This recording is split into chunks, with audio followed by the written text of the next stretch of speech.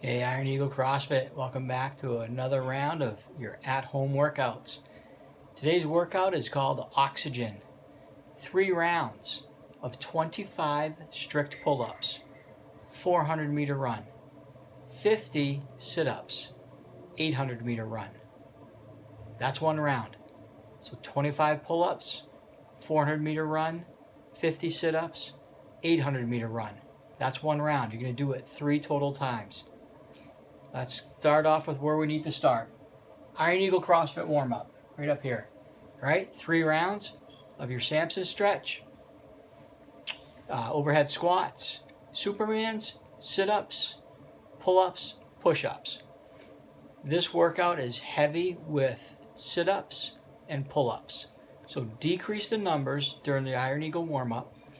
Move it, decrease them. I'd say the pull-ups go down to just 3 or 4 pull-ups, just enough to get them warmed up and loose. And the sit-ups, 4 to 5 sit-ups, your stomach can handle a little bit more. So 4 to 5 sit-ups, again, get the stomach muscles warmed up, get them loosened up, ready to go. All right, the other movements, you should be able to stay the same because they're not going to be affected in the workout. All right, after the Iron Eagle regular CrossFit warm-up, you're going to go into, you can't really see it, this little section there is in green, 400-meter easy run, right? If 400 is too much for you, 200-meter easy run. This is a light jog. Just get the legs loosened up, shake out the cobwebs, that sort of thing.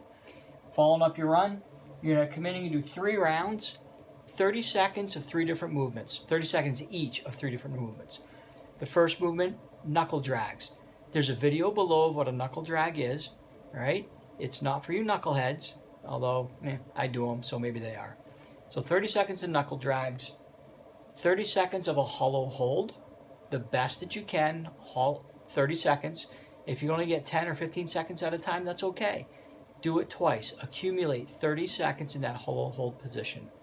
And then lastly, Samson stretch again. You can't go wrong with doing a Samson stretch. It doesn't tire you out. All right, so 3 rounds of that. Following those, you should be good to go. But if your legs aren't loosened up yet, go ahead, do some leg swings, do some karaoke, do a couple of shuttle runs, maybe another light, easy jog. Just get those legs loose, let them be good to go before you actually start.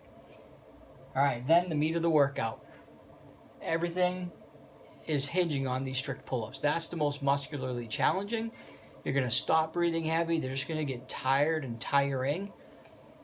You can reduce this number for a more manageable number for you, like maybe 15 each round. All right. You can add a band. You can do kipping.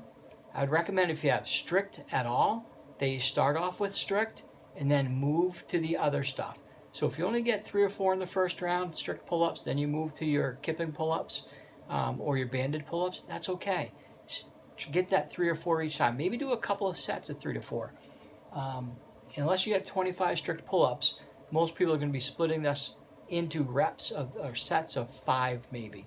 So 5 sets of 5, maybe even 3.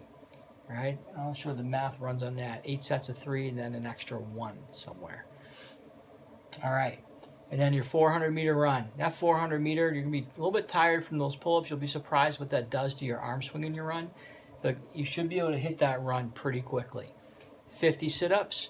Again, it's going to depend on how your muscular strength is or your endurance and your abdominal muscles, but you should be able to hit that relatively quickly. And then your 800-meter run. A little bit more pacing involved in this 800-meter run. It's a little bit longer distance, so a couple more minutes into that run, and then you got to come back in and do it all over again, starting with those pull-ups. Okay, there's not much overlap between the running and the pull-ups, other than you're just going to be breathing heavy by the time you come in. But don't sit around or stand around when you come in from that run. Get right to that pull-up bar and bang a couple of out. Even if you're breathing heavy, it's okay. Because the way these pull-ups are going to work, you're going to slow down your breathing. Just the sheer fact that you're going to have to go slow on the pull-ups. All right, so you can run a little bit harder knowing you come in. You'll bang out a couple pull-ups. You'll catch your breath. Bang out a couple more pull-ups. Catch your breath again. Okay? Hit this one hard. We're expecting it to take around 30 to 35 minutes, maybe a little bit more, maybe a little bit less, depending on how these pull-ups are going to go for you and how much you modify it, if otherwise. Speaking of modifications, Modifications on the pull-ups, you can also, if you don't have a pull-up bar, you're going to do an odd object row, maybe a barbell row, ring row, and or just a single arm bent over row. Some type of a pulling motion. If you have a tire with a rope on it, pull that towards you. Make it nice and heavy. Make that pull about 30 feet long and pull it towards you nice and heavy. All right, on the runs, if those are too much, cut them in half. Instead of a 400, do a 200. Instead of an 800, do a 400. It's okay. Make it work for you. The 50 sit-ups, maybe lower that number to 35. Maybe your number's 25. Maybe instead of sit-ups, you do a front plank. Accumulate 2 minutes in a front plank position.